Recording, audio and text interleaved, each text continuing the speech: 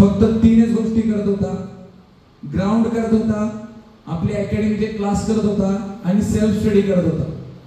या 3च गोष्टी करत असल्यामुळे आज बाळांनो त्यानं यशाला खेचून आणलं। Got it? तुमच्या समोर या विद्यार्थ्यांचा सत्कार घेण्याचं रिझन एवढं आहे, गेल्या वर्षी कितीतरी विद्यार्थी पोलीस झाले, गेल्या वर्षी 23 मुलं एकटाक आपले पोलीस झाले होते। त्याच्यानंतर SRPF चा रिझल्ट लागला। SRPF म्हणजे काय, SRPF चा लॉंग फॉर्म काय, त्याची सर्व्हिस कुठं असते तो तुम्हाला विवेक सांगेल। SRPF मीन्स पोलीस, थोडक्यात असं लक्षात ठेवा। तर ही मुलं सिलेक्ट का झाली? आज 10th स्टँडर्डला वरती स्टडी रूम अवेलेबल करून दिलेली। काही मुलं तिथं दंगा करतात, बोलतात। स्टडी रूमचं वातावरण काय असतं या विद्यार्थ्यांना विचार। 10 ते 12 तास स्टडी करून ही मुलं म्हणतात की सर आज अभ्यास मनासारखा झाला नाही, आणि आज 10वीचे विद्यार्थी 4 ते 5 तास अभ्यास झाला, सर भरपूर अभ्यास झाला, खेळायला सोडा, सर कंटाळा आला। एफर्ट्स घेतल्यानंतर लक्षात ठेवा, after getting the education you must get the job. तुम्हाला जॉब मिळाला पाहिजे, त्याचं रूपांतर पैशात झालं पाहिजे, त्या पैशाचा सपोर्ट तुमच्या आई वडिलांना आणि गरीब जे लोक आहेत त्यांना झाला पाहिजे, तर हे शिक्षण कुठेतरी आपल्या कामाला आलं। म्हणून तुम्हाला सगळ्यांना मी सांगतो, आयुष्याच्या 3 ते 4 वर्ष इतकं कष्ट करा, इतकं कष्ट करा की राहिलेली 40 वर्ष आपल्याला सुखाने जगता आलं पाहिजे, शांतते। आणि आज त्याचा स्वतःचा सत्कार आहे, म्हणजे वेळ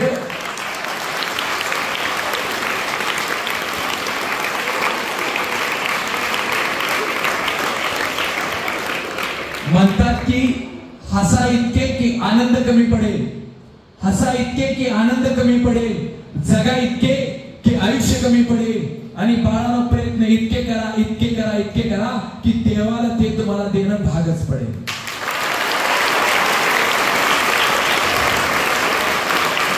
आणि अशा पद्धतीनं यानं धडपड करून प्रयत्न करून बाळांनो आता संपलं।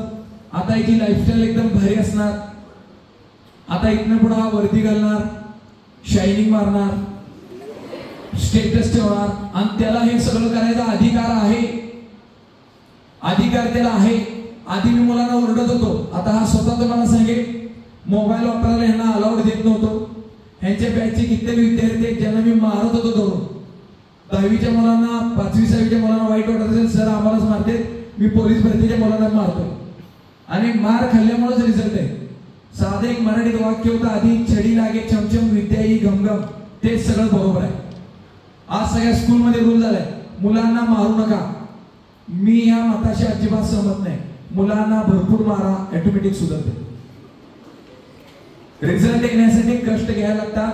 8वी 9वीच्या मुलांना मी एक कोटेशन शिकवलंय, आठवते का हो? यस, से लाउडली, बदल जाओ वक्त के साथ या फिर वक्त बदलना सीखो, मजबूरियों को मत कोसो, हर हाल में चलना सीखो।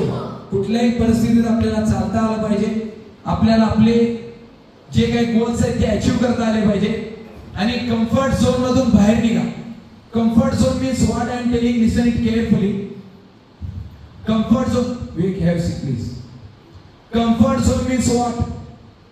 समुद्र सभी के लिए एक ही होता है, समुद्र सगळ्यांसाठी एकच असतो, मात्र त्या समुद्रामध्ये काही जण बीच वरती जाऊन फक्त पाय भिजवून येतात, जसं की आपण काल जाऊन आलो।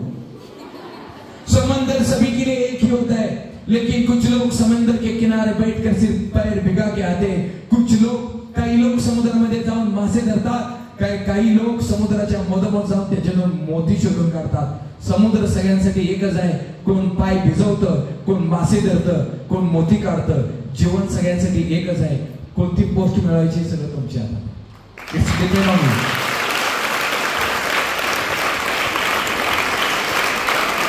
आणि या मुलाचं कौतुक, आपल्या स्टुडंटचं एक कौतुक आहे मला प्रत्येक वेळेला, हा पास झाल्यानंतर जसा रिझल्ट लागला तसा तो मी व्हॉलीबॉल खेळत होतो, त्यावेळी स्टुडंट होते बघा टर्फमध्ये माझ्यावर व्हॉलीबॉल खेळत होते, त्याच वेळी तो इमिडिएट मला भेटायला आला। मी स्टेटसवरती फोटो शॉट ठेवला होता, सर काम झालं, पास झालो।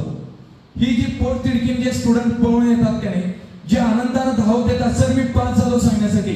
मी आधीच सांगितले तुम्हाला, या जगात तुमचे सगळ्यात भारी ब्रँडेड दोन हितचिंतक आहेत, दोनच आहेत. एक आई वडील, दुसरे शिक्षक. यांनाच तुम्ही मोठे झालेल्याचा आनंद होतो. तुम्ही मोठं झाला, आई वडील आनंदाने म्हणतील हा माझा मुलगा आहे, हा माझी मुलगी आहे, कलेक्टर झाले, डॉक्टर झाले, अभिमानानं सांगू शकतात.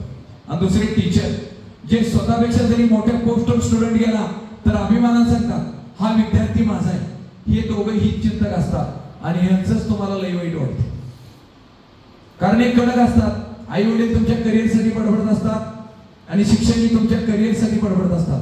आणि जे दिवस न रात्र आसपास जे गोड बोलत फिरत असतात ते नुसती गोड बोले असतात.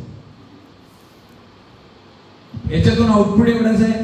फर्स्ट ऑफ ऑल आपण विवेकचं जोरदार टाळ्याच्या त्याचा आपल्याला सत्कार कार्यक्रम घेऊया.